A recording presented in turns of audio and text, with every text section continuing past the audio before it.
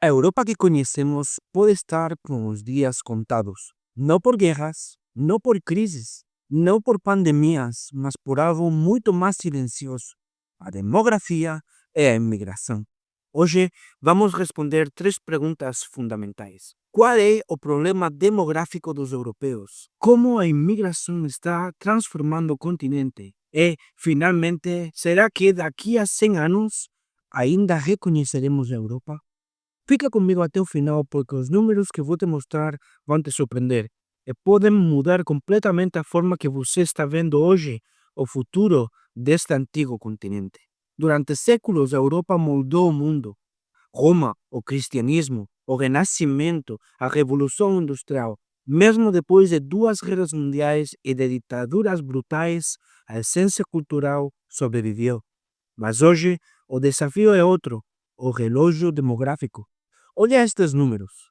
Alemanha, 1,3 filhos por mulher. Espanha, 1,1. Itália, 1,3. Grécia, 1,2 filhos por mulher. Para que uma população não diminua, precisa de pelo menos 2,1 filhos por mulher. Abaixo disso, cada geração é mais pequena do que a anterior. Imagina um país como a Espanha, que tinha 46 milhões de habitantes em 2020. Com essa taxa de natalidade, em 2100, daqui a 75 anos, poderia ter menos de 30 milhões de pessoas. Com cada vez menos nascimentos, a pirâmide populacional da Europa virou-se de cabeça para baixo. Hoje, milhões de jovens têm que sustentar uma massa enorme de idosos. O sistema de pensões já consome 14% do PIB em países como Espanha, França e outros. E aqui está o problema: menos jovens, igual a menos contribuintes, igual mais impostos e mais dívida. Isto significa que os jovens europeus de hoje vão trabalhar mais, ganhar menos e sustentar um Estado cada vez mais pesado. E agora, meus amigos, vamos falar de imigração. Ainda que o discurso oficial seja de solidariedade com os pobres e refugiados, a verdade é que os governos europeus abriram as portas à imigração principalmente para compensar a falta de mão de obra. Foi uma solução de emergência. Sem trabalhadores, as economias não funcionam, os hospitais não têm enfermeiros, os prédios não são construídos. E de fato, os imigrantes trouxeram força de trabalho, mas trouxeram também algo mais profundo: novas taxas de natalidade. Enquanto os europeus têm uma média de 1,2 ou 1,3 filhos, muitas comunidades imigrantes têm entre 2,5 e 3 filhos por mulher. Isso significa que em apenas 2 ou 3 gerações, a proporção muda radicalmente. Vamos ver uns exemplos concretos. França. Hoje, cerca de 20% da população tem origem imigrante, principalmente africana e árabe.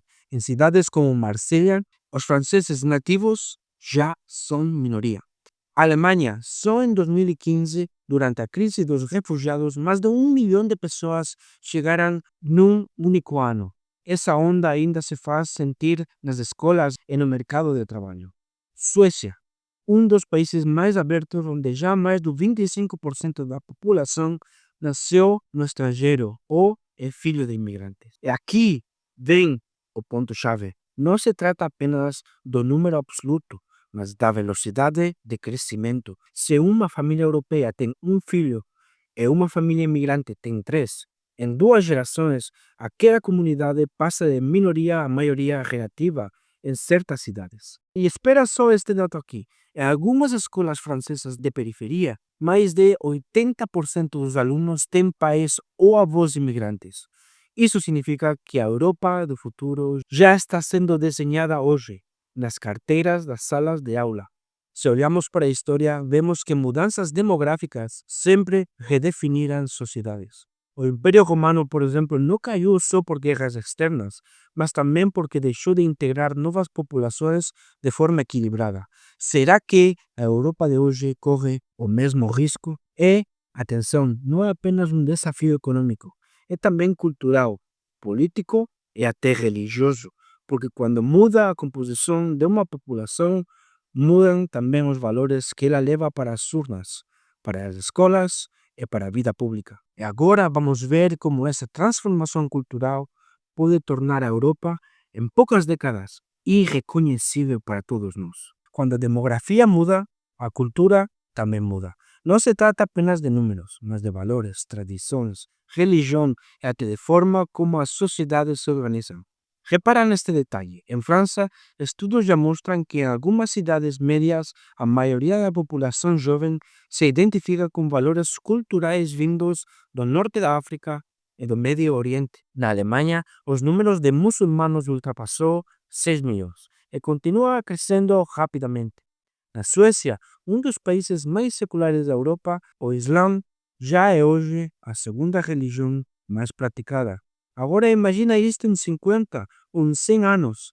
O que acontece quando metade ou mais da população de um país adota valores diferentes da geração anterior? Historicamente, vemos que este tipo de mudanças redefine identidades nacionais. O Império Romano tornou-se irreconhecível quando deixou de ser latino e cristão primitivo e passou a ser moldado por povos germânicos. O Império Otomano, por séculos, misturou dezenas de culturas, mas no fim não conseguiu manter coesão. A Europa de hoje está passando por um processo semelhante.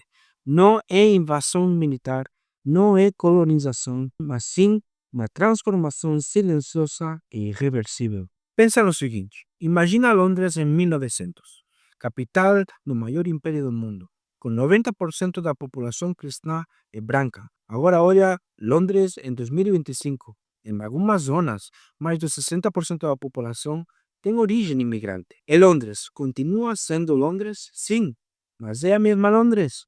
Claramente não. E essa transformação não para apenas nas ruas e nas escolas. Ela chega também na política. Partidos identitários, movimentos anti-imigração, mas também partidos que representam comunidades imigrantes, todos ganhando força.